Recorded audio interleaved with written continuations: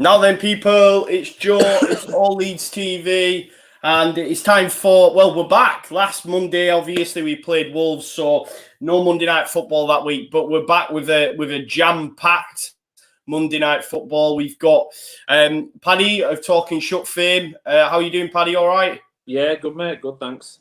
Good. And the best breakfast podcast going with both lad and dad. How are you doing, fellas? All right? We're only one, aren't we? I think we're the only one, so we haven't got any competition. That's we saw our league. That's the whole point. Just be the only people in the market, and you'll be number one. It's brilliant, man. I love it. Every morning it's good, man. While I'm cleaning the house, listen to you two in the AirPods. Oscar, how are you doing, mate? All right?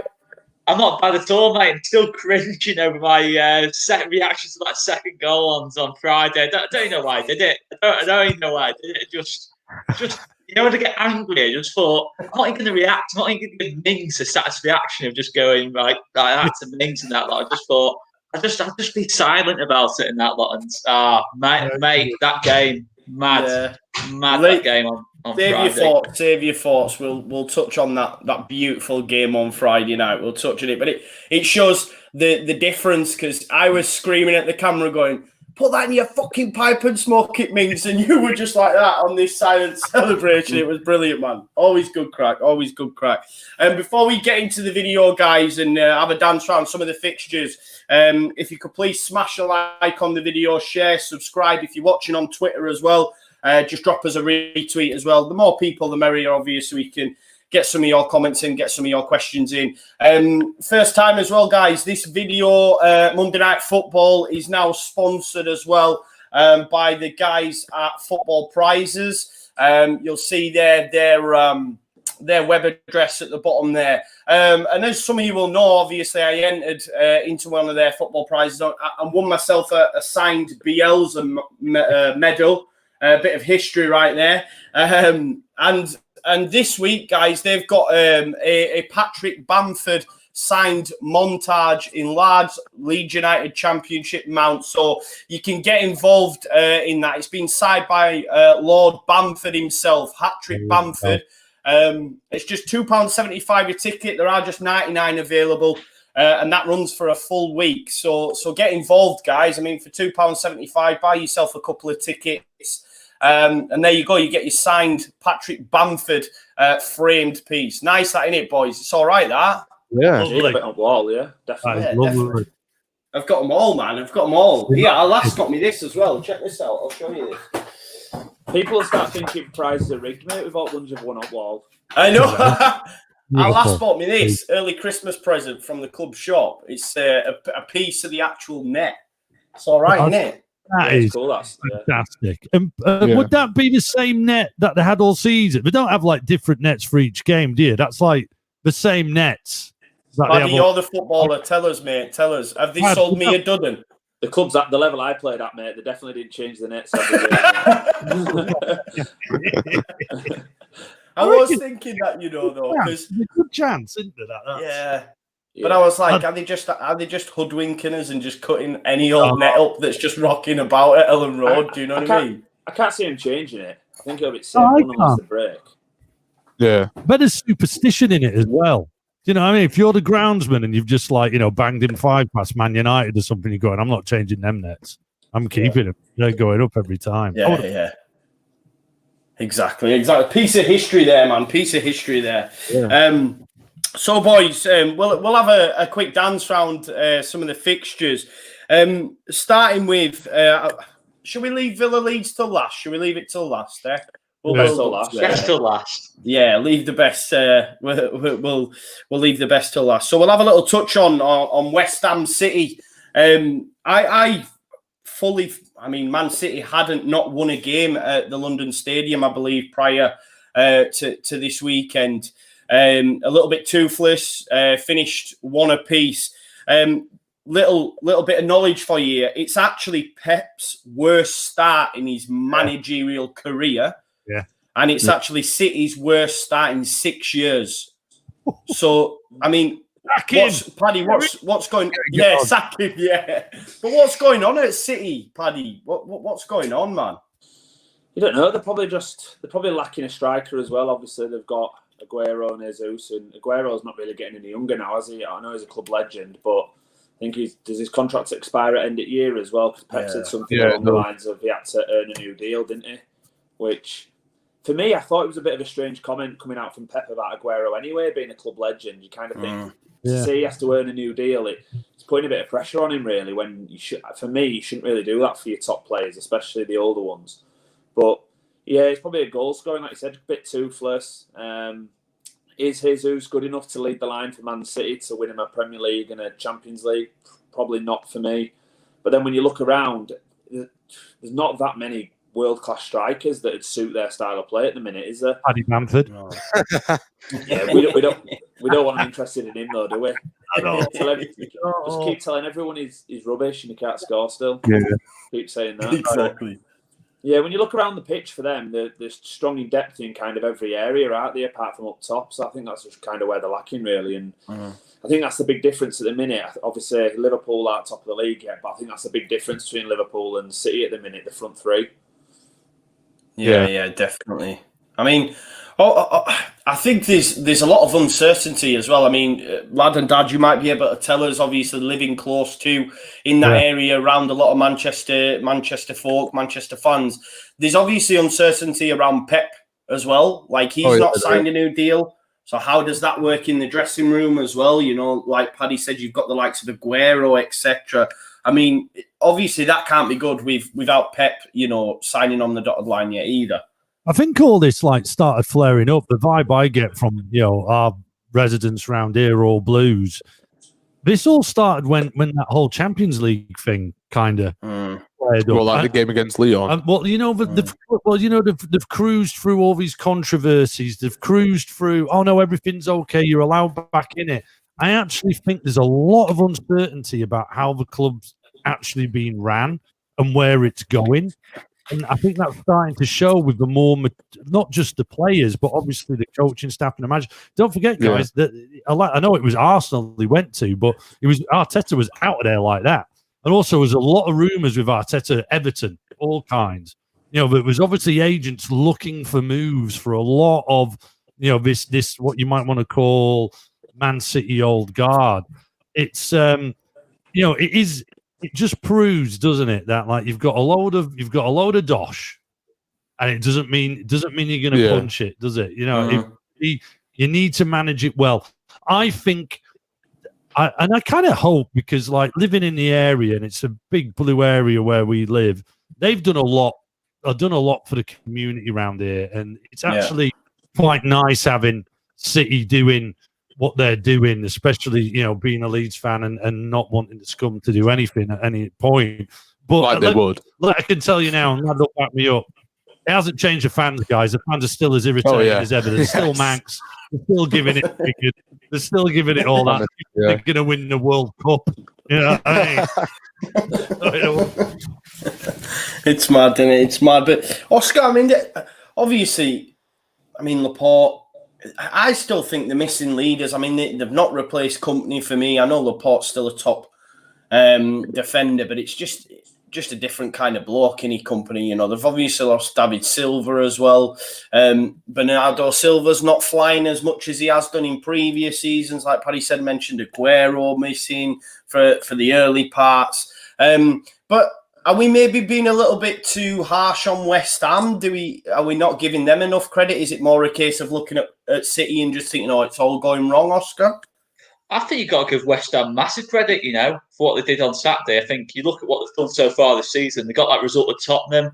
Obviously the Hammers Wolves. I think West Ham are a good team, and I think possibly Man City might look back at that result at the end of the season and say, you know what?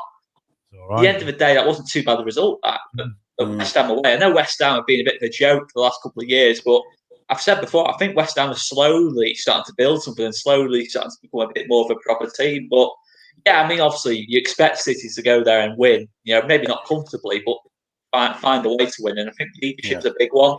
I think obviously Aguero is a case of his sentiment kind of taking over now a little bit at City. I think Aguero now, obviously at full fitness, is a top class player still. But how often are you going to get Aguero to that peak kind of level he was at kind of like 2-3 years ago?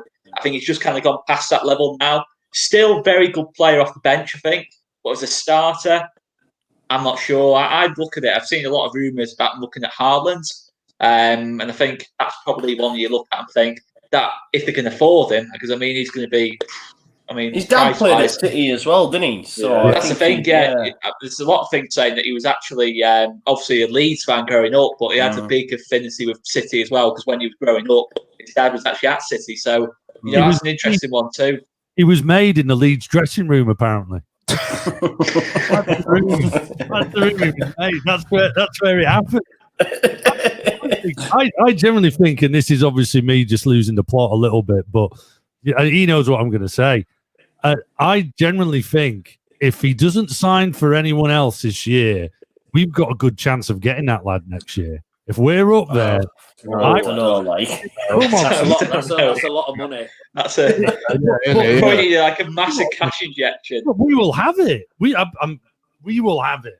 If you make top 4, then yeah, because he wants to play in the Champions League, I reckon. So, Dad, I listen to you every morning, and Dad's a bit like me. He thinks we're going to win the league. We are. Yeah.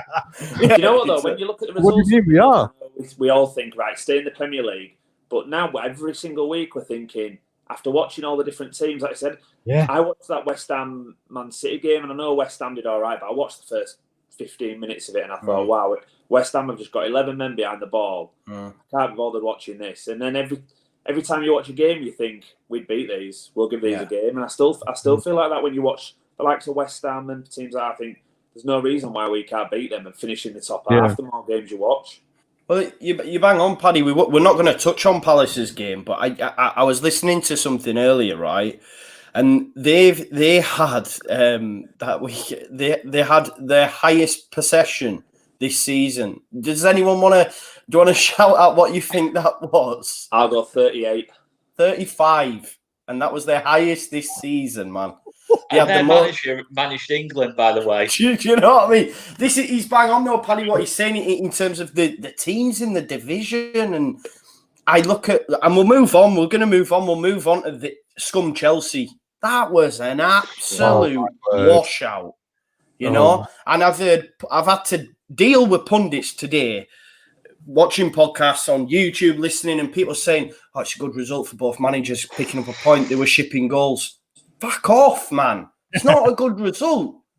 You know, talk to me, Paddy. Talk to me. Yeah, it's a good result for either side, really. Especially with the pressure both managers are under. Both of them should have wanted to go out and make a statement, shouldn't they, and want to play the right way for me. And I think that I know we keep saying it, and everyone's falling in love with Leeds, which we're not happy about. We prefer being hated, really. But it's one of them, isn't it, where you kind of think we get to watch Leeds every week under Bielsa. We're kind of privileged to do that. And I think it's changed our mindset in how we watch football. It has for me, anyway. Yeah. I think I put a tweet out over the weekend where I've turned into a bit of a football snob where I watch, say, 10, 15 minutes of games, and if someone's parking the bus, I think, I can't watch this. Yeah. And I think that... And when you're looking at teams like Manchester, to be fair to Manchester United, under Fergie, they were attacking. They were quite an exciting team to watch, and that was the whole point of the Fergie time and that sort of thing. Well, now you just switch off. So I couldn't think of one, being a Man United fan, and two, especially in the Solskjaer, it's just going backwards. So for me, they should keep him in, and he's doing a great job. And not get rid of him. It's right, man. You bang on. I think the most how poor that game was how much hype there was around Jimmy Floyd No Clue and Patrice Evra having a go at each other after it was better. That was the game 5 minutes. Yeah, it was absolute dross, you know, there's a lot being made of Franco, you know, he's always conceding goals, you know, he's now not doing that, but in the same case he's also not scoring them at the other end. I don't know, I don't buy into it at all. You have to remember as well, Frank spent a lot of money on attacking players, and they're coming up with nils. Amazing. They've got amazing attackers. Oh, yeah. And they're not even playing exciting football as well. Well, he's like, do you know what, guys? December for Leeds. Yeah. Chelsea, I can't wait to play Chelsea. I mean, I'm thirsty for that. And then what is it? 2 games later, we've got the scum. Quick turnaround, didn't it? I don't want to say too much, but I think if we were to play them on the weekend, we would beat them. I genuinely believe that. Like, there's no doubt in my mind. I genuinely they gash, they shite. It is a case of, well, it's more a coach, isn't it? It's the coaches that are gash. Oscar, do you think it's? I mean, is it who sets the fuck it button first and says, do you know what, I'm going to bring in Pochettino? Do you know? Yeah, I've got a feeling Pochettino's going to end up at either Manchester club or Chelsea by next summer. Yeah. It feels like it's coming. Whoever kind of goes first, if Pep decides, what, I'm leaving it after this year, sabbatical or whatever, he'd probably go there. But yeah, I have that feeling, mate. But obviously, a lot was made, as you said, about Lampard keeping a clean sheet. But I'm not being funny. You saw Mendy's performance in that game in goal. He was outstanding. He was outstanding against Sevilla in the midweek. And he basically earned Chelsea 2 points straight off the bat. And I think Thiago Silva played really well as well. But honestly, you're looking at it, it's an embarrassment for both. I'm not even that, from a purely neutral point of view, for both teams to play that negatively when they actually need the results. It's not a case of the top of the league and just trying to, just get a point here and make sure they don't get beat. They need points because they're already in a massive race for the top four. And you're thinking, and you go out and play like that and thinking, it was such. I think I watched about 20 minutes and switched off and then watched like the highlights of the match of the day.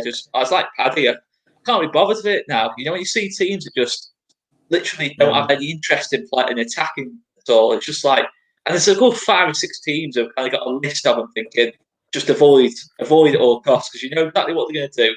Burnley's one of them, and just can't be doing with them.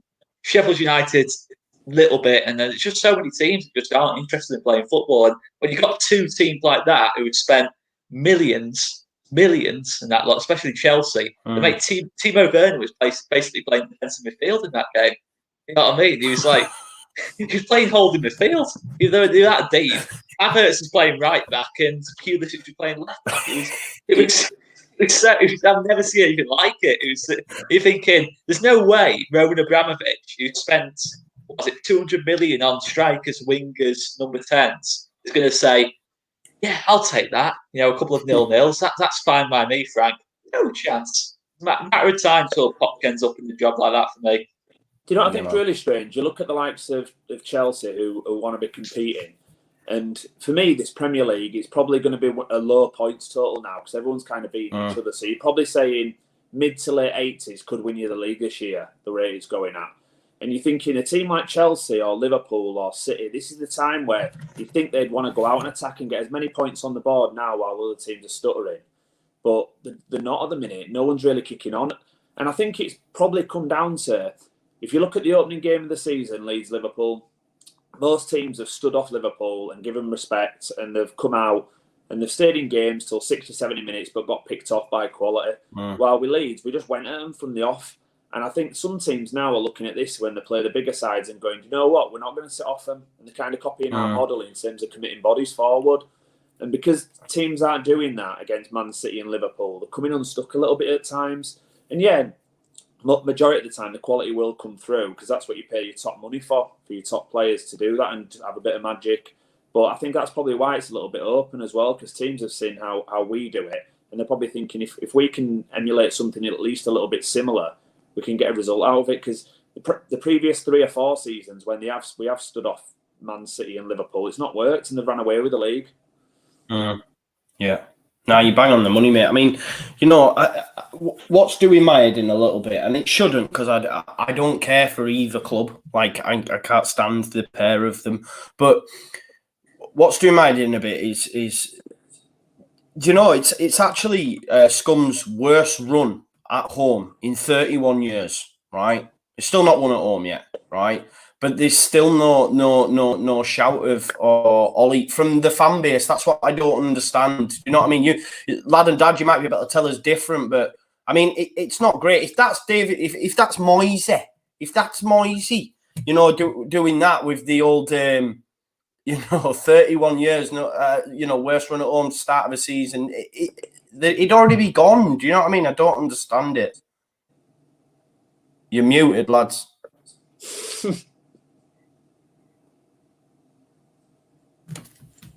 schoolboy error. Schoolboy error. Oh, On the Zoom call, that isn't it? Without doubt, he's carrying a lot of grace because of what he's done at the club. Let me give you a level that I'm loving.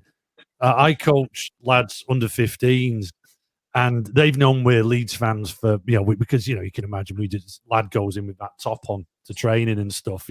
So there's loads of in-team bants, but they've got quieter and quieter and quieter, and they're actually looking at Leeds now. These like they're actually they weren't talking rubbish. They are quite good, and obviously with that is their lack of confidence in their own team. I think Pogba is carrying a load of weight. A load of the negative weight is on Pogba with Man United fans. It's almost like, let's not blame Ollie, let's blame Pogba, and then what we'll do is we'll blame the chairman as well. And before they turn on that class of 92 or whatever they call themselves, whatever Ollie comes under, they will turn on everyone else. And, for me, I reckon they will keep him all season, I reckon they'll keep no matter what happens. As much as it's a terrible idea. I think they'll keep him. I think they're trying to go down the Fergie route where he didn't start well. I think they're hoping it emulates that a little bit. Yeah, you're probably right. That's a different world of football now, though, isn't it? He's got to be good instantly. It's none of this like, we'll wait out and see how he is. Otherwise, many managers would have been keeping their jobs, but it's got to be, get someone, who's proven, who's good, not someone like Solskjaer, who's managed Cardiff in a team in Norway. And took him down as well, right? You're right, though, because the player pool that they'll want to go in, they're competing with Liverpool, Everton now as well are in there, who have got Ancelotti. You've got Man City.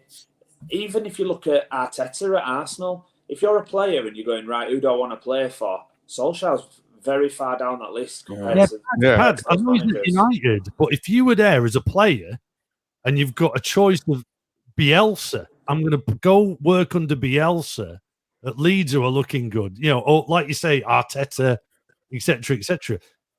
Man United's collateral has just dropped from. You think, is that fair to say, Paddy? Definitely. I think as a player, when you move somewhere, you always look at the manager and you always gauge it on how he speaks to you when you're going to sign as well. When you're going to sign somewhere, you gauge on what he tells you about style of football, how you'll fit into the team, the group, and that sort of thing. And like you said, look at Bielsa. Would we have got Rafinha and Robin Koch and people like that potentially if we didn't have Bielsa? Probably not. If we still had one of them, would we have got Robin Koch, a German international young centre half who's wanting to progress to be one of the top centre halves in Europe? Would we have got him if we'd have had Warnock? No. Nah. So he's a massive pulling power.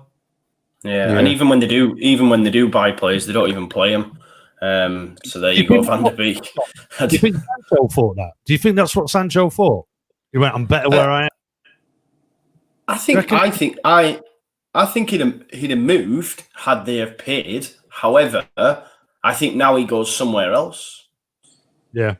But do you not think that Sancho deal was one for just the fans, just to get it over the line? Because if you're looking at that Man United team, is Sancho an essential? You've got Rashford, you've got Martial, you've got those players. For me, they should have gone and spent either 100 million trying to get Harry Kane or another centre half.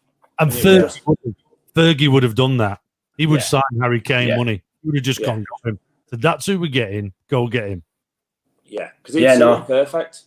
Yeah, bang on. I mean, when they ended up getting Cavani and it's just crazy there, isn't it? It's just mental. But we'll move it on. Forget about them two shower of shites for a little bit.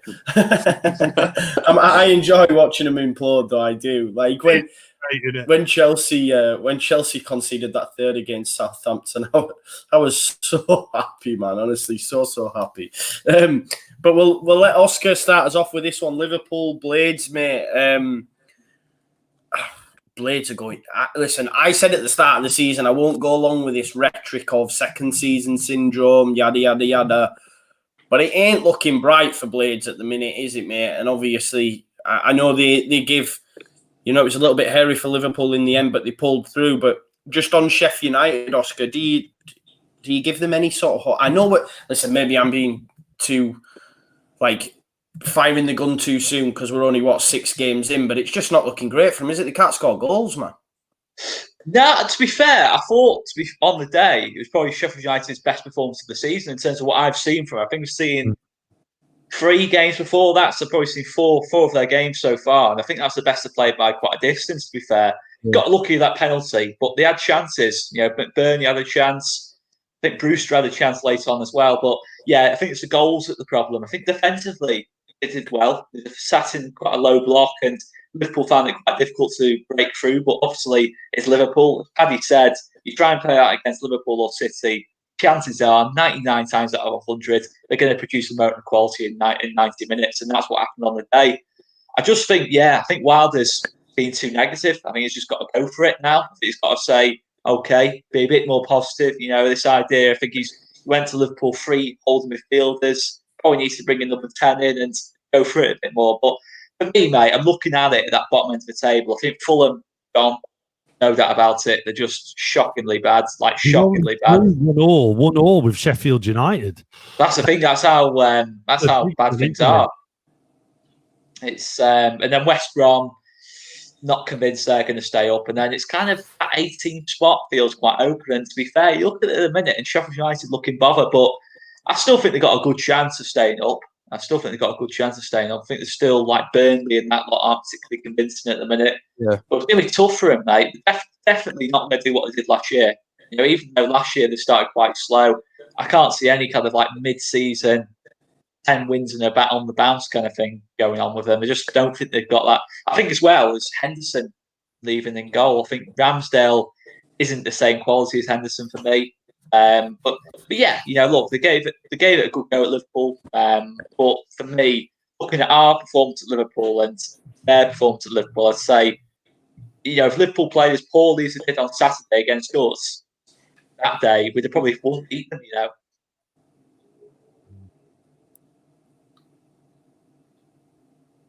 Sorry, I don't know if my Wi-Fi is all over the shop here. Can you see me all right? Yeah, you, mate. Yeah. You look a bit pixelated, mate. You look like an old sorry, guys. My Minecrafty honours. But I think you're right. I think you're right about Sheffield United. I think they will come through it because the football they do play is pretty special at times. I mean, they gave us a real good game, if you remember. It was probably one of the duller games we've been involved in. But they were at it, and I think they're just a little bit better than a few more in this Premiership. They just need a clinical striker, and I think they're sorted. Really, it nuts how they didn't sort that out. I mean, they're probably trying, but if we were going to be able to get in some top quality strike force, you would have thought it would have been after having the season they had. Brewster was a silly signing, I think. I don't know. Brewster's quality. I like Brewster. Premier League it's not enough, though. Yeah, it's not. I think, like you said, though, the goals are the problem. You look at their front line. They've got Ollie McBurney. They've got Billy Sharp, which Billy Sharp, isn't it? But to stay in the Premier League, you need that striker that's going to get you 10, 15 goals. You're looking at them and thinking, where are they? Who's going to do that for him? Do you not think you play Billy Sharp more, though? Because Billy will score. He will, but then I suppose the way they play, would he suit them for 90 minutes? Could he maintain it? Yeah. And that's the problem, isn't it? But then you look at the likes of Brewster, massive talent, big talent, did really well at the Championship, but never done it in the Premier League, and it's always a big risk, isn't it? Yeah, big time. That's the problem. Yeah. No, go on, Oscar. Sorry. I mean, that's the thing, though, isn't it? I think goals are what you need at the end of the day. I mean, we all talk about how good that Sheffield United back line is. I mean, to be fair, John Egan, this goal line clearance he made, I think, if Sheffield United were 1 up, I thought, you never know it might get something, but you need goals. You can't just rely on clean sheets every single week. But, I mean, you look at it from Liverpool, and I just think Liverpool, all of a sudden, after having Van Dijk missing, all of a sudden everyone's just gifted it to him. Yeah, we're talking about Chelsea, City, Arsenal, all dropping points this weekend. All of a sudden, Liverpool are looking at it and thinking, you know what, we're we're all right here. We're all right because everyone else has just got so many problems with their team, and I think Liverpool just look the most complete at the minute out of everyone. I think when you look at the likes of Liverpool as well, everyone said they turned a corner and went to the next level when they brought in Van Dijk and Alisson, which they did. You looked at Alisson, he's missed most of the part season, he was back at the weekend. And then obviously Van Dijk's missing for the rest of the season. But like you said, they've probably, how many games have they got till January? 11, 12 games-ish till January in the league. So you're thinking if they can get through that, their priority, they have to go, I think Jamie Carragher said it on Sky, didn't he? 1st of January, they need to go out and buy a centre-half, a top centre-half to cover. Because, let's be fair, Van Dijk, it says 7 to 8 months. I don't even think they know the extent of the full injury, do they? It could be even longer. So, does he come back the same player as well, though? That's the thing. When you've got an injury like that, I know as good as he is, you come back the same player at that age. And he relies on pace. Van Dijk's game is a lot on pace and power. And when you have a knee injury to that extent where he's coming back at, 31 years old, it's a big thing, is that? And like, you are right, is he going to come back the same player? Because I think if a player does that injury at 20, it's hard enough coming back. I know he's a bit of a machine and stuff, but when you look at Liverpool, I think if they're there or thereabouts, top 2 in January, and for me, if they went out and signed someone like a Conor Cody, you could kind of see him coming in. Or they might... Brighton put a price tag on Ben White of 50 million quid, and everyone said that's ridiculous, which I agree, it's ridiculous. But they know that Liverpool are desperate for a centre-half in January, so it's ridiculous to everyone else, while Liverpool might turn around as an owner and go, do you know what, we can afford that 50 million quid. And if it wins us a Premier League, then it's money well spent. I think Conor Cody's a great shout for them. Yeah.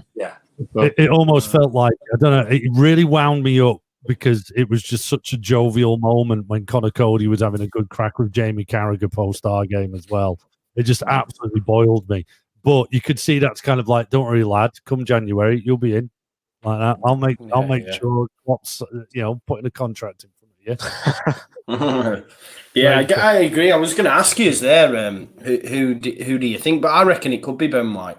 And Brighton were reluctant to sell to a club they're seen as in the same sort of area as them was, which I never agreed with. But there you go. But obviously Liverpool, I think they would sell to a Liverpool. I think he signed a deal on the basis 25 mil. They could have got him. They could have gone and got him. They could have waltzed, like you say, for all those reasons. They could have waltzed in there and got him. Yeah, but there's a reason they didn't. No, but there's a reason they didn't get him. You can't predict any of that to happen. No, but at the same time, they could go in and get him. And I don't know about you guys, but obviously we keep a bit more of an eye on Brighton than we have before. And I tell you what, that ain't going well. But I suppose the thing is for Ben White, at the time, if Liverpool had come in, they couldn't have guaranteed him a start. Well, they can now. So that's a big pull for him, isn't it? Because he's not going to want to go to Liverpool. Yeah, obviously going to Liverpool and wages, and Liverpool's a massive club. But for him at his age, he needs to play, don't he? So I suppose if they were negotiating in the summer, it's a different conversation to what it is January, because he'll come in and start now for them. Well, I tell you what, though, Pads, that's like you're going to start for the next 4 months. I think like short term, isn't it? Loan, I think they should try and get him on a loan to buy, if anything like that. Try and get something around that. I suppose the thing is for Ben White though, if he backs himself, he's going to go in there as a centre half if he's confident in his ability and go, do you know what? If I'm going to be starting centre half for 4 or 5 months, I'll prove I'm better than Gomez and I'll take his spot. So you have to kind of back yourself sometimes, don't you? Yeah, true. Top shout. Is everyone still on the thought process that Liverpool are still favourites for the league? They're going to win it?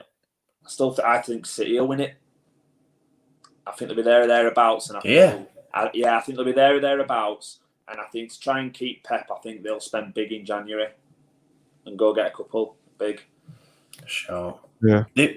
They were my pick, Pad. I said City would come back with a vengeance before the season started, but based on what I've seen so far, I just can't see past Liverpool. But we'll have to wait and see. Virgil van Dijk's a massive loss, isn't he? The thing is, when you look at City, you were right earlier on. I can't remember who said it, whether it was Joe or Oscar, but I don't know if you've all watched that Man City documentary that's been kicking about for quite a while. But Company is such a big leader in that dressing room. He's massive, like absolutely massive. Yeah. And I think not just from a playing sense, because obviously he had his injuries and he was missing and stuff, but It's just when he talks to players and the leadership he has around everywhere, he kind of kept everyone in check a little bit, didn't he? And I think that's part, when you look at like Leeds, obviously with the whole Berardi thing, all everyone says about Berardi is how good he is in the dressing room, and Bielsa wants him involved and this and that. And that's a massive part. I know he's not playing, and a couple of people moaned about paying someone who's injured and all this. But for me, it was great business. It was loyalty. It showed players as well coming in that we are loyal to the players, and I think we have been that in the Premier League. And but I think for me, it's massive just to get the right characters in the dressing room as well. And I think that when he left, for me, Man City should have gone all out and tried to keep him a bit longer, and then even developed him into a coach at the club. I think it would have been better off doing all that route. Yeah, we've got a few, 100%. Good show. We've got a few of those type of players at ours. Coops reminds me of Cooper. Yeah. And you can even go to the young lads. Calvin Phillips has got the captain armband practically tattooed on his arm, waiting to reveal it, hasn't he? But then you've got Berardi. I mean, to a certain extent, I think Bamford's leading the face of Leeds United brilliantly in post-match press conferences, big time, isn't he? It's like he's not captain material. I don't know. I think he's a bit of a leader. And then you look at Luke Ayling, another leader. Yeah. And then a leader in a different way. You've got likes of Jack Harrison, not probably the most vocal, but he does everything right. Real professional. Yeah. Summer training all summer, doing things right. You don't see him in the newspapers. You don't see him out partying. You see the players in our dressing room. They're all doing things right. You could, when Coops is out or not available or whatever, you could pick 5 or 6 different captains, couldn't you? Yeah, definitely. Yeah. It's class. We'll get to that beautiful Leeds result soon. It's coming. Obviously, a bit. We've only got 20 minutes left. Another game, guys, which surprised me actually, because was Southampton beating Everton. It's actually the first time, I mean, it goes way further back than this, but it's first time since Premiership. I know, I forget the date. It might have been 1963, I think I might have heard. But anyway, we'll just go with Premiership. But it's the first time that no side has remained unbeaten after 6 games. So that tells you gives you an idea of how this league's going at the minute, is the fact that everyone's beating everyone. And there is a real chance for me, for there to be a bit of not a change of the guard, because the top 6 will always just continue to come back. It takes a lot longer to fall from grace than just one off season. We've seen that with Leicester, but we could still see some different teams in there, is what I'll say. And I think personally, we might be one of them under Bielsa, but we'll have to wait and see. But Southampton beating Everton, because Everton were flying, weren't they? Yeah. There was. I actually threw in there. It wasn't about the particular game against Everton, but we got into a conversation about opposition we were worried about, and I don't know why. I'm loving going in and taking on Man City, but then when it comes to the Southamptons and that, I get a little bit more wobbly, and I think that's like the same. It's like just unpredictable, like what they're going to do. These guys are actually quite good on the day, and horrible. And it's not a free hit. Yeah, exactly. We ended up with those points. Yeah. So I wonder if that was with Everton a little bit. There's a little bit of, okay, we've had this great run, but now we're taking on this team that are quite tricky and technically. Oh, do you know that documentary you're on about with Man City? Do you remember the big deal they made about when they were playing Palace? Yeah. And they were going, look, the bottom. Yeah, and they were saying, and it was all in the pre-build-up. We're going, look, guys, we know these lot are at the bottom, but technically they're fantastic. Yeah. And they can cause us problems if we don't execute like where we need to. And I think that Southampton are very similar like that for me. I think their manager's good as well. That Hassan, I think he's a good Hassan manager. There's a lot to say good things about him. Yeah, there is. Che Adams is playing well for them as well, isn't he? So kind of last season he didn't really play. Back end of the season he got his chance. Seemed to do quite well, didn't he? He scored that wonder goal at the end of last season. He's kind of kept his place then, hasn't he, as well? No, you bang on. He didn't want to make it. Fair play to Ralph, because he wanted to keep him. Southampton board were ready to get shot, and he's kept him, and he started scoring goals. So fair play. I think the big thing for me, Oscar, on this Everton one, and I mentioned it before, is Everton's first team is really, really good, but the depth isn't quite there. Obviously, they missed Richarlison. They're missing Seamus Coleman. Some key figures, and then they lose and they drop points. So I think that's the thing with Everton, mate. I don't know what you think with that. It's just maybe their first 11's bang on. Obviously, now they'll be without Digne after he got sent off. An injury to an Allen, an injury to Dominic Calvert-Lewin, and it's curtains for me. I know that sounds a little bit drastic, but their first 11 is that good. If they want to be pushing for the top 4, which is ultimately where they want to be, they've spent money, they've got Ancelotti. I think it's the depth that will let them down. Do you think, Oscar? Yeah, I think so. I think when you've got Coleman missing and they're playing like Godfrey, right back. He's a centre back, isn't he? Really, I think I'm not particularly convinced of him as a centre back either, but he's certainly not a right back. And obviously, when Richarlison's missing, Aguero comes in, a bit more of a different kind of shocking player. Him, he's shocking. I don't rate him at all. 40 million? It's not great, is he? Yeah, it's insane. Wow. I saw somebody who was like, Robbie's that player that just does skills and posts them on his Instagram. Like montage. Exactly. But I mean, with Hasenhüttl, I'm a massive fan of his. I look at him and think, you know what? He's going to probably go to the top at some point. He's not going to be at Southampton more than a year or so for me. I look at him and think, maybe when Klopp leaves Liverpool in a couple of years, you look at him and think he's a similar kind of personality, plays in a similar kind of way, really. You look at Southampton and it's just like, there must be a nightmare to play against. But you try to play out the back against them, and we've got everyone just like you're going to score goals. You can score goals against them because of how attack-minded they are. But I was going to say they weren't a nightmare for Tottenham. They were fucking basically playing on the halfway line. Ball over the top, and you get through them. But there must be at times though. If you're a City or someone like that, it must be a difficult game at Southampton, to be fair. But I look at him at Hasenhüttl and think, you know what? In a weird way, when the sad day comes when Bielsa leaves, it's someone like that I'd want to come in, like a big personality, just brings an enthusiasm to everything and just plays.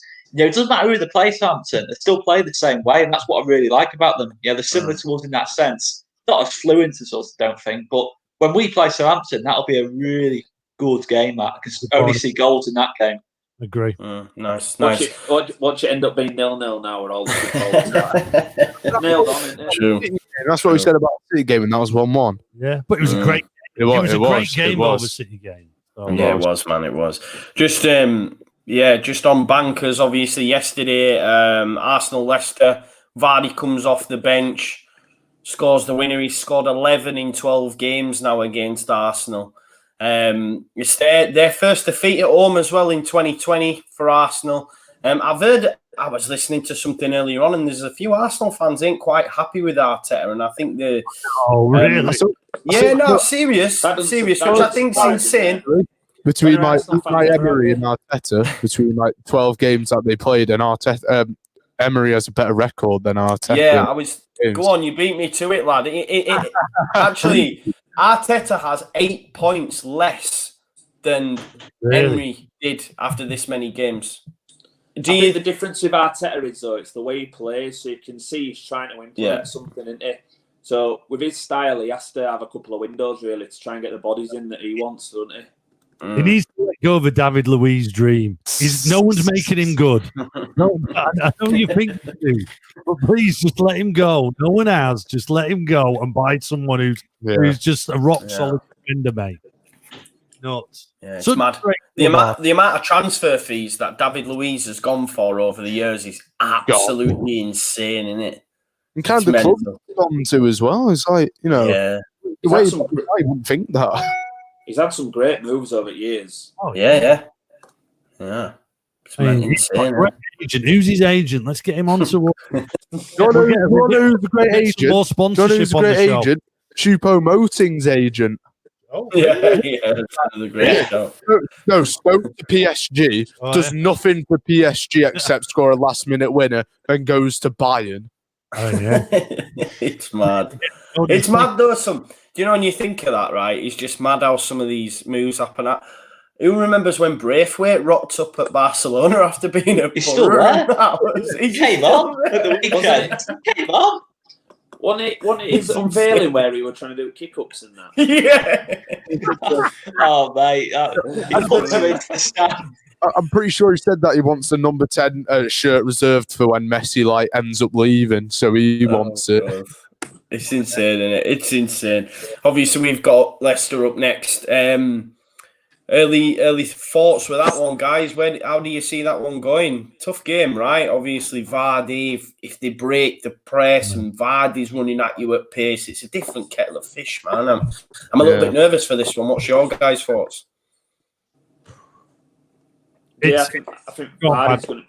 I think Vardy will, whether he plays well or not, and then obviously they've got Barnes as well, who I think is a top player.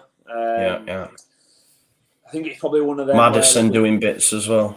Yeah, and I know when we're going to games where we've been a bit, I can see us winning this one. But for me, I'd happily take a point against Leicester. I think Brendan Rodgers' sides are always set up, they're well organised, but they're quite entertaining to watch as well, aren't they?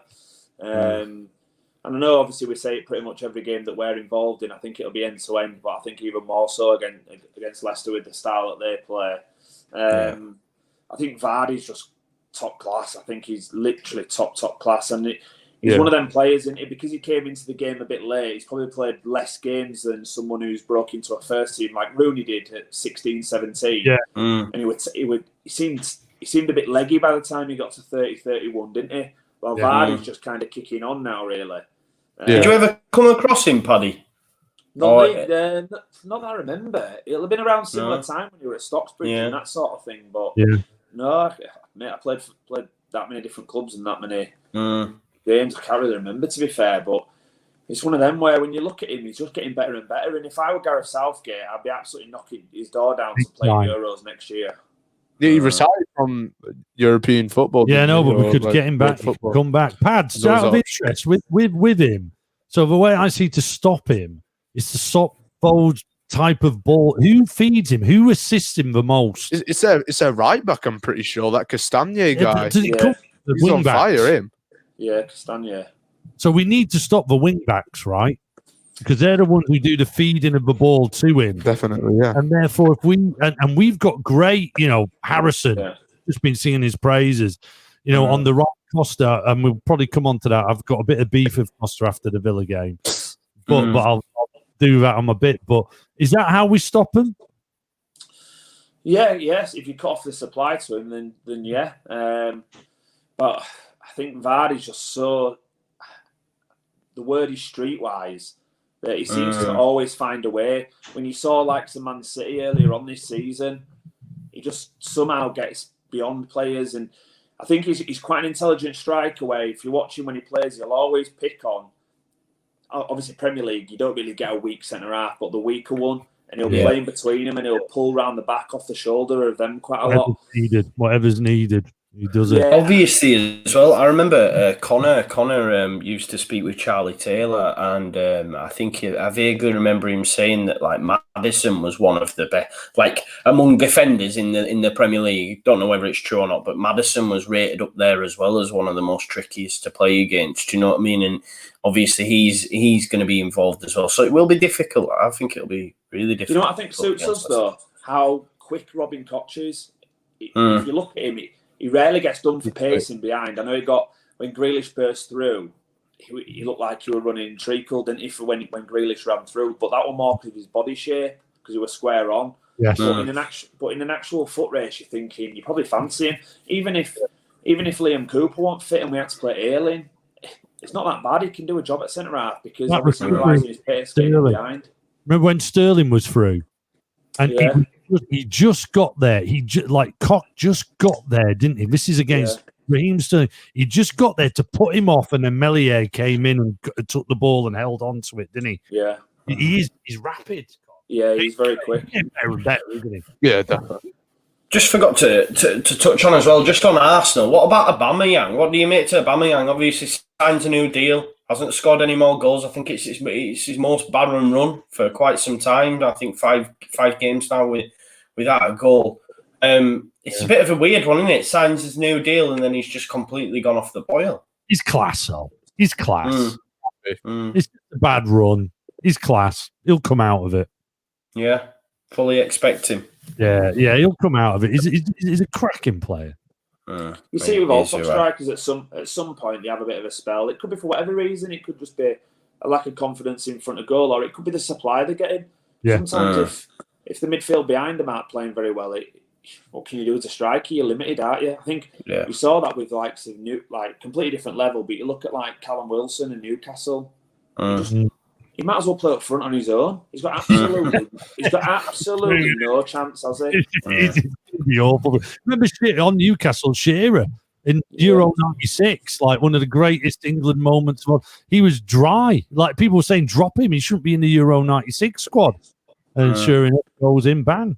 It's Aubameyang's great. He'll be fine. Yeah. So, well, we might end up overrunning. He's all right for time, guys. Are you all right? Yeah. Yeah. Sound, yeah. Half-term halls, our end. So yeah, definitely. I'm back at college, actually, and I said, I'll see you next week. And they went, half-term? I thought I'm 32. I didn't know I'd still get half-term. There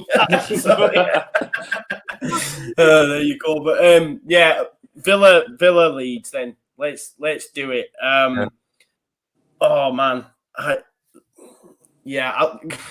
just could go on all the time, to be honest. It was. I might have to go. I'm going to go to the toilet because I've got a feeling this is going to overrun. I'm going to nip to the toilet and leave Ladrick because this is going to be great conversation. You know what the best thing for me about it was?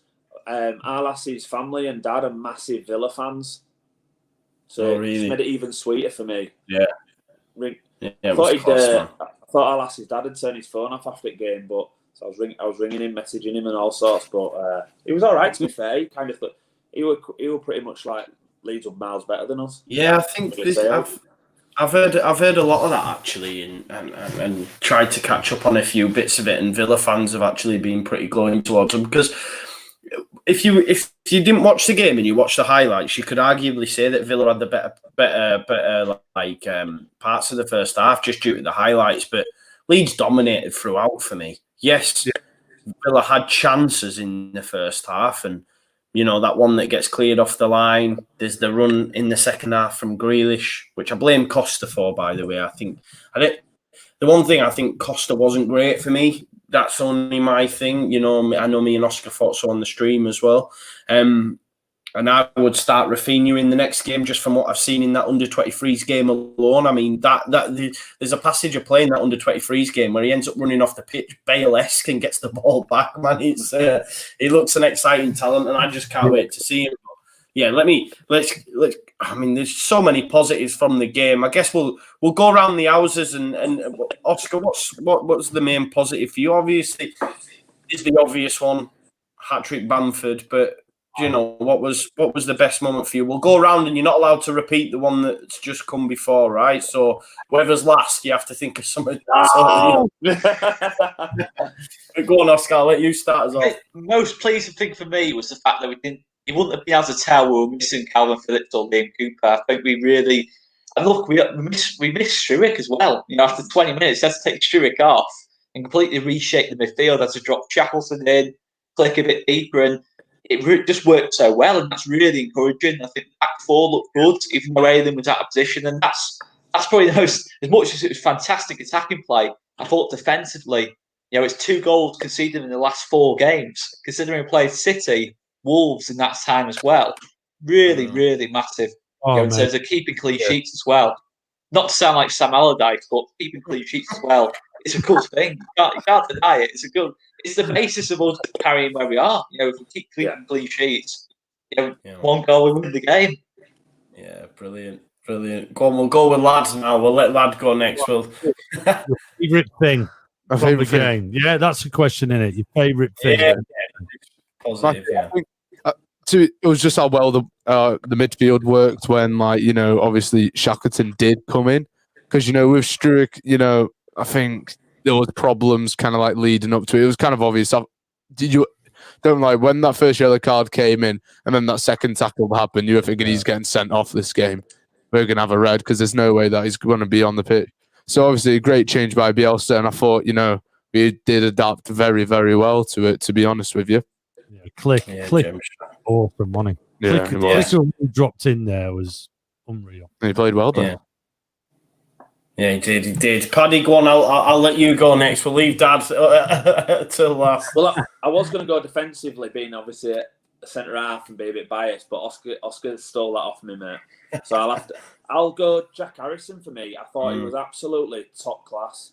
I think if we would have said 2 years ago when we got Jack Harrison first on loan that he'd be putting in performances like that in the Premier League, we'd have all gone, "You're mad." But the amount of the development that he's done is unbelievable. For me, he just looks, every game you see him, he looks even fitter. He looked a beast against Cash at fullback. And I think he's one of those wingers where he has the mentality, a bit old school. He doesn't do ridiculous tricks. He doesn't do... He's a bit of an old school winger where he'll get the ball and he's so direct. His first thought is, can I beat my man? And he does. And I think he's got the mentality of, he'll go at him 10 times, but the 2 times he gets past him, we're in. And I quite like that. It's something a bit different compared to what we used to now. When you look at wingers in general, you look at Chubb, people like that, Sterling, they're all quite similar where they come inside, they'll do a trick, they'll play it off. But he's completely different for me. And I think he's a major part of the way we play. And I think when he doesn't, we miss a lot. I think when you look at the likes of the wingers that we've brought in, Rafinha and people like that, Rafinha will have to play on the right, because for me, Jack Harrison's one of the first names on the team sheet at the minute. Big time. Yeah. I once for PE at school had to do. I had to look at an athlete, and I had to speak to my dad about it, and he said, "Look at Eddie Gray." He said, "Look at Eddie Gray," and we looked at all these. He had all these old videos of Leeds matches, and it was quite boring actually, but. He reminds me a lot of Eddie Gray.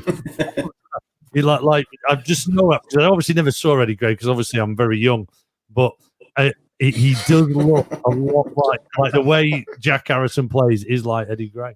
Do you not think he's just got so athletic as well? Like he just doesn't stop. It's amazing. Yeah, like he just doesn't stop. Even defensively, he offers us a lot for the team. And I think when it showed it showed the measure of him, Paddy, for when that first season, instead of going on holiday and all the lads went to Dubai and everything, he went to America. Yeah. You know what I mean? And just trained up. And it's one of them where if you're a fullback, can you imagine being Cash the other day? Every single time Harrison got the ball, he was going at you non-stop. Even him and Ali, to be honest with you, they were doing great on him. Yeah. And I think he offered us a lot of energy, and he was a good outlet for us against Villa, was Harrison. But you can only see him getting better as well. And I think, obviously, we got the loan to buy at the end of the season. I think we figure 10 million, is it, we pay? Up to $1 million. No. You're thinking, that is an absolute steal. You're thinking, if you're going to try and... Buy it now. Yeah. When you look at Brewster and they're going for 18, 20 million, you're looking at Harrison and thinking, with the performance he's putting in, Man City demand a 20 million price tag for him now. England squad, boys. If he keeps playing like that, he won't be far off. I mean, it'll be very tough, though. Sancho, Rashford, all them lines, Sterling as well. It's going to be tough. I think in a 3-5-2, I think he'd be quite good on the left. Yeah.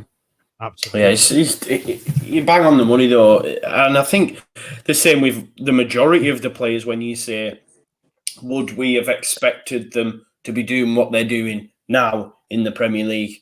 And this isn't no slant on anyone. I heard Ryan say he didn't think Click might not be able to do it. We're all guilty of it. I heard others say Ailing. I've thought certain players won't be able to do it, and they've surprised us all. And that's due to Bielsa, man, and just the training methods.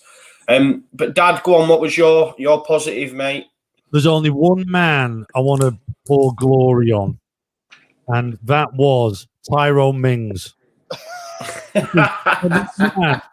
that man decided to make the fatal decision. Do it. The fatal decision to pull up Patrick Bamford by his shirt. He unleashed the Bamford Beast. He unleashed the Beast. And there you go. That man all of a sudden was scoring goals Maradona couldn't dream of. I knew it. As soon as you started, then I was thinking he's going to play it. He's going to do it. He's going to do it. Thank you, Tyrone. What a great, honestly, Bamford for me. It was like that typical, like what we're all used to. God, Bamford, just put it in the goddamn net. Just put it in the net. He pulls out bangers like that. There, do it. And then it was a click. The pulling of that shirt, and you could see there was a moment before that where he waved the finger at him and said, "Hey, behave yourself."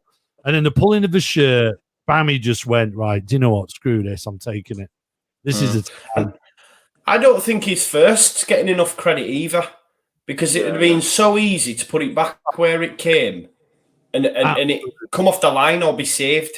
And the way he just put it right in the corner, the only place where he knew 100% it was going in. Put it there, then we're in. And he did it.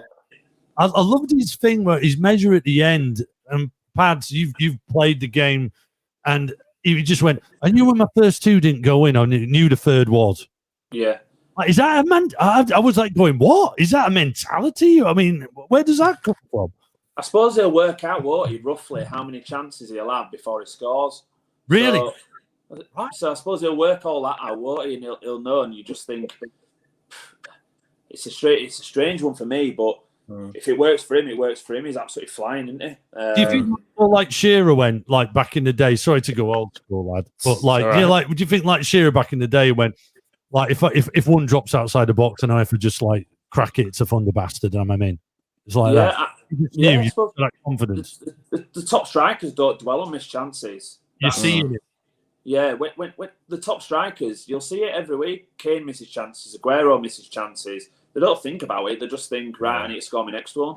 And if he's got that mentality, for me, that's probably why he's a bit more efficient in front of goal and scoring more, isn't he? But you just look. Would Bamford have took that shot on the second one last season? Probably not. And I think because when you look at it, and we've all been guilty of it, of criticising him sometimes, and sometimes last season it was deserved at times. And it was deserved, but I think when he's got a manager who clearly loves him, puts faith in him, but also I think that he's got better quality around him. He's got Rodrigo pushing him for his number 9 shirt, which is kind of, he had to hit the ground running, otherwise he won't be starting now, which he did. But then he's also got Rodrigo feeding him. He's got Rodrigo playing behind him, so he's going to even have even more chances and better chances as well. The Raf's involved now. And Rodrigo can't ping the ball as well. There was the lovely image of them sliding together as well. I don't know if you've seen that. It's a good gif, isn't it? Yeah, man, it's beauty. Just on Rodrigo and Rafinha, which one of them played the pass of the night for yous? Rafinha. Yeah. Harrison, yeah. Did he make? Do you know when you watch it? I thought, has he meant that pass? Yeah, it was beauty, wasn't it?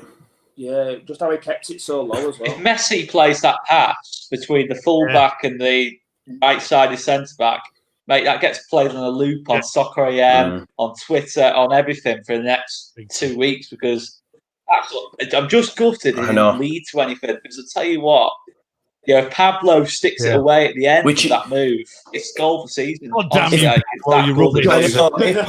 You know what? If Pablo's match fit, he had time to take a touch and everything, and he just hit it first time, which was such a shame.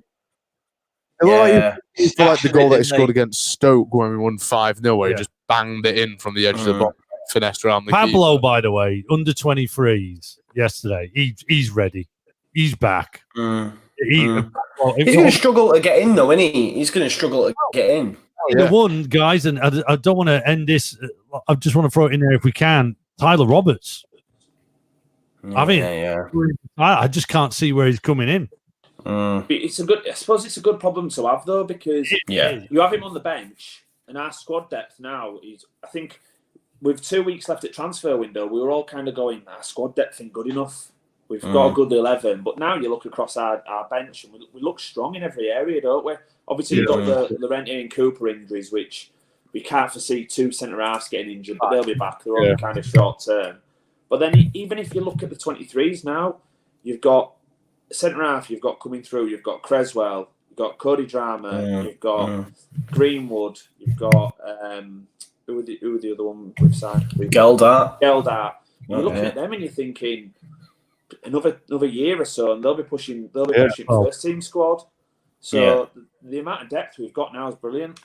Yeah, it's unreal, isn't it? It is absolutely unreal. And long may it continue. So we're coming towards the end. So we now do a little section, a bit like the 1 to 11 that they called it on Sky, but we'll call it the 1 to 5.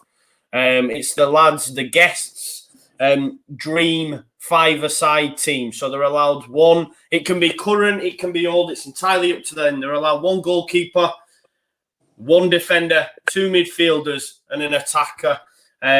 So who do you want to start with, Oscar? We want you to talk us through your side, why you picked who and what. Who are we starting with, Oscar? You're on mute, mate. Schoolboy Zoom call. Schoolboy error. We'll start with Pads first. Talk us through it, mate. Oh, lovely. So I messed about with my 5-a-side team about 10 times. I was thinking, shall I go a 5-a-side team like I'm wanting to actually win a match, or shall I just go with my favourite ever players? So I've ended up going with my favourite players because I picked obviously Nigel Martin, obviously club legend when I were growing up. That's why there's a few of this era with Woodgate, Decor and Viduka. Kind of going to Ellen Road as 13, 14, that sort of thing. These guys were my absolute idols. So I went Nigel Martin. I was absolutely gutted when we sold him. I thought he'd have probably been the one I'd have kept. I know Paul Robinson were younger at the time and the top keeper as well. But I think when we could foresee a relegation battle, I thought Nigel Martin had been perfect. I'd have probably gone the best centre half I've ever seen at Ellen Road was to be honest with you, was probably Rio. But I decided to go with Woodgate because obviously Rio went to Scum, so I couldn't include him in that. So for me, I thought Woody were the second best centre half I've seen. I thought he was brilliant. I think he'd be perfect at the back of a 5-a-side team. I went for favourite ever Leeds player, Ollie Decor. Sometimes gets a little bit forgotten, but I think in 5-a-side he's perfect. You always need that ratter who's going to leave a foot in and smash some people about. Be a bit of a tough one, yeah. You've got then Pablo, obviously, for his creativity and bit of class. And then for me, it was a toss-up between, obviously, Viduka and Beckford for me. But I went for Viduka. I thought he'd play a bit more of a Berbatov role in the 5-a-side, hold it up, and let Pablo work his magic. I thought Beckford probably wouldn't suit 5-a-side. He wouldn't be able to get in behind and use his pace. So that's why I went for them.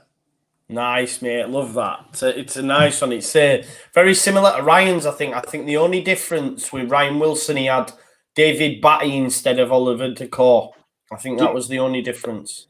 Do you know who I probably would have had in it, but for obvious reasons? Growing up, I'd have had Harry Kewell, but he'd be nowhere. He'd be absolutely nowhere near it. Like, couldn't agree more there, Pads. I would walk into a team, but you just can't, can you?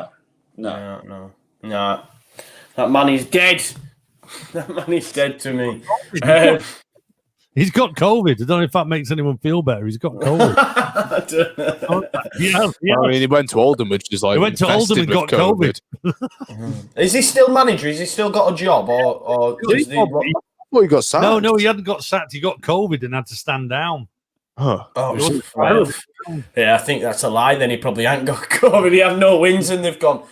We'll let you say you've got COVID. Go on, Harry. You're on your way.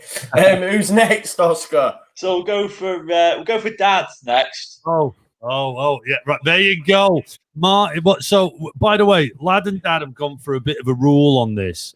We've got to have seen them play. Okay. And that might be on telly, and because otherwise Lad especially could have gone. So you've come on our show and started making your own rules. Is that what you're saying?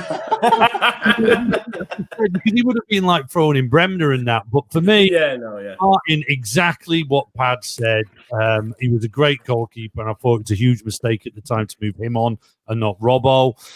Ferdinand, for me, this was out of all of these, this was the biggest one that I found difficult because I would have gone Radaby because of love.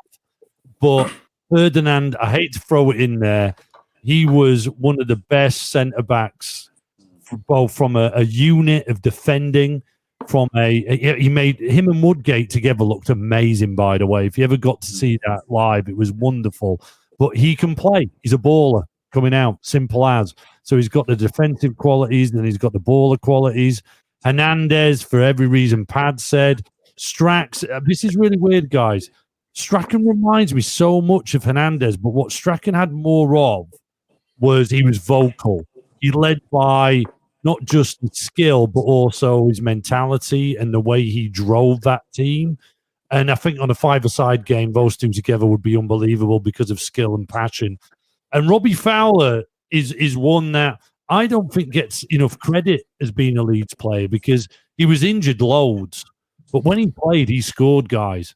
I don't think I've seen someone play as many games as him. And I didn't look at the stats specifically because I went through who I think scored so many goals. Well, no matter what, he will get you a goal. And it was Robbie Fowler. It was unreal. Nice. Love that, mate. Love that. And finally, it'll be interesting to see. I've been looking forward to seeing yours, lad. Obviously, totally different generation to the rest of the folks in the room, especially if it's the ones that that you've seen. So take it away, mate. Let's have a look, Oscar. Right. So obviously, Meslier in there, I think, because out of most of the goalkeepers that I've seen, he's just been the standout one. He's just been amazing. His distribution, his saves, and especially going to the Premier League with him. Obviously, he's going to be like stuck in my head. You'll have seen some dross as well, won't you, with the likes of Silvestri and Moxley.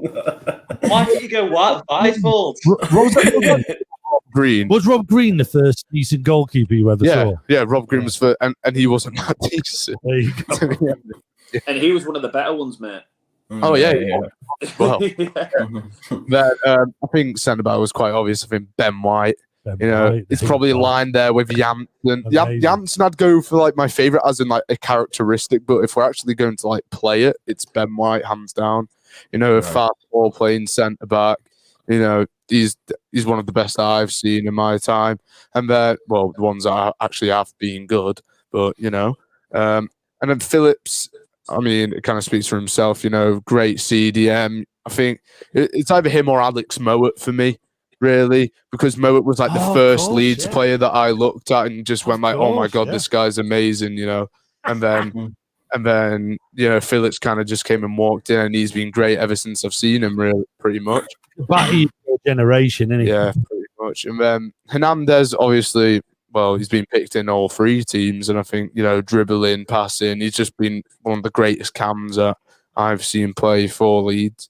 And then Wood up front, it was either him or Bamford, really, and I just thought Wood, plainly because he just scored 31 goals for us in a season, and I think he's one of he is a great striker that we have had, to be honest. I was just grateful you didn't say Lasugga. Get in the box, Lasugga, you fat bastard. We were there when he scored a hat-trick, to be fair. I've always thought he would be good. I was like, okay, this guy can be good, okay, on his day, but I think it's you've just got to care about your fitness, lads. Do you know who was always decent? Do you know I always thought were decent from that era? And last year, I actually was on about it with a few lads. Antonucci. If we'd have had Antonucci under Bielsa, he'd have been very, very good. He was that goal against Burnley. Yeah. Oh, it was a beauty, that. He had so much ability, but he was just around at the wrong time, wasn't he? Yeah. Loved Leeds. He loved Leeds as well. Yeah. You could just tell he got it. He got the club. In the past few years, I always try to sign him on career mode. Always just remember it. You know what, though? To be fair as well, like Wood gave us some great moments, man. Brighton, away at Newcastle as well. Like, you know what I mean? He gave some. He carried that Monk team. He was amazing, man. With the goal threat in that Monk team, if Leeds were going to score ever in that Monk team, he literally got that half a chance a game because everyone else, it's basically a back 10 and then just Chris Wood up front. That was always played on the Monk, wasn't it? I mean, remember Newcastle away? That was exactly, we got battered. Oh, mate. And all of a sudden, Chris Wood. Yeah. I remember, mate, because I was in. It was so funny because obviously I live in the northeast now, so our lass was picking us up, and I was walking to the train station near Alt Jordan's and that, and I was going, what happened? You're not pretending to be me. This on and up. I was drinking at the time. I was going, I know, Leeds. I'm surprised I didn't get knocked out, but yeah, there you go. But honestly, guys, thank you so much. It's been absolutely amazing. Just to remind everyone as well, this show is sponsored by Football Prizes. They'll be on this journey with us now every week. So this week they have the Patrick Bamford, hat-trick Bamford. What better time to do it than now? Patrick Bamford signed montage in lads Leeds United Championship mount. So basically, you've got a picture there, Bielsa and the gang lifting the trophy with Paddy in the corner, and it is signed. And I know that all their prizes come with authentication. Is that how you pronounce it? Is that how you say it? You know what I mean? And tickets for that are just £2.75, guys. £2.75. There's only 99 tickets available, so there's a decent chance. Like you said, I won myself.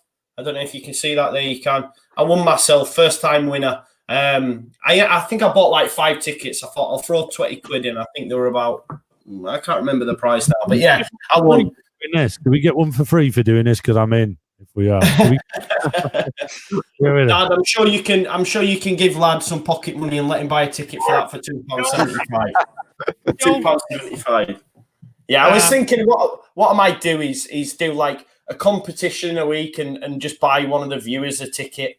I know it's not much, but it's still better than nothing. If one of them wins, then it's something. But that's all in there. That's where the magic happens. I'll come up with something. I'll come up with something.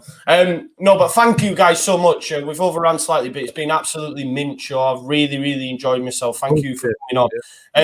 Cheers for having me on. Paddy, where can we find you, mate? Top what?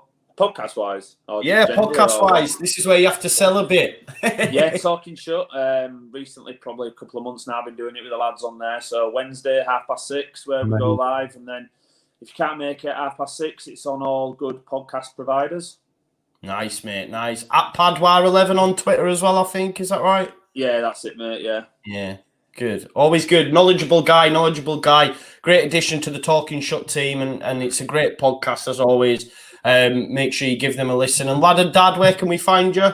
On all the podcasts, just look out for Lad and Dad. I want to do a little game. This is for everyone who's now like watching this, exclusive to all Leeds TV. We do a game called What's This? It's a Leeds United. What's this? And I've got a noise for you, and I want the answer. It's only open to people watching this now. I'm interested to see what's at the floor. Tell me, what's this?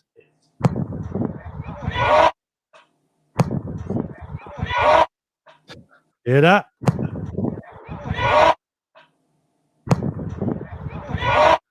No one give me an answer, but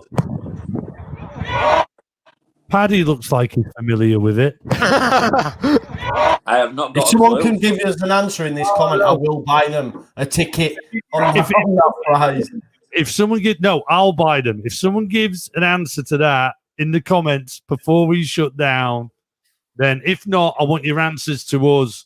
Find us, the Lad to Leeds podcast. There's your noise. Badge, you should know. Isn't it? It's windy. It's outside. It's outside. It's windy. And then someone scored. We've got one here. Someone just scored. You're close. Are we going? Are we going? It's Victor on the Bamford goals on Friday. It's not. No, as soon as you said that, Paddy should know is like if he's scored any goals in his career, it could be something to do with that. It's got a couple, but there was not that many. It should be easy if the lad's right. I think recently. Lad doesn't know the answer, by the way. That's all I'm saying. Because it does sound. Did you drop a hint where it was recorded earlier? Were you coaching? Maybe Pads. Maybe. I think you were dropping subtle hints through the podcast. I think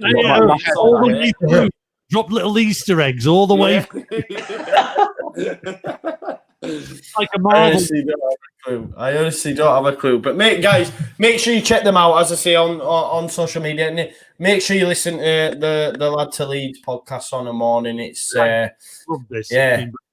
Thank you. Honestly, it's class, and It was great having you on before. Do you want to just push the champ slam as well? You just made the list. See, you can tell I'm an avid listener. I know all the jingles. No, it's well, and this is an announcement, but I kind of put it on the back burner because I wasn't sure whether or not we'd have enough time to do it. But we're going into trial mode, guys. It's the Lad to Leeds FIFA Champ Slam. It's where only Leeds United fans join in a FIFA tournament online. We're doing an Xbox version.